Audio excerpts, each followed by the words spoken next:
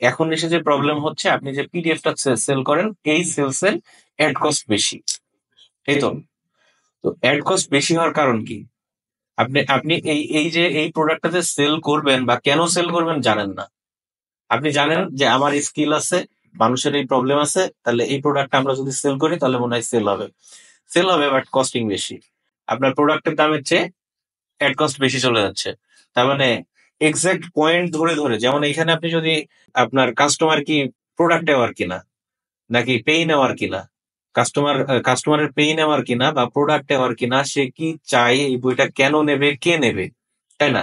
এই জিনিসগুলো আপনি যদি ইন ডিটেলস লিখে নিতেন এবং ওইটা ধরে ধরে যদি কন্টেন্ট করতেন, তাহলে আপনার এই প্রোডাক্টটা কি করতো, কাজ করতো। বাট এখন যদি মনে হয়, এখন হয়তো মনে হবে যে আমার আচারই ভালো, কারণ আমার কি হয়েছে, আচার সেল হয়েছে, আমার জন্য কি আচারটাই ভালো, আচার নিয়েই আমি ভালো কিছু করতে পারবো।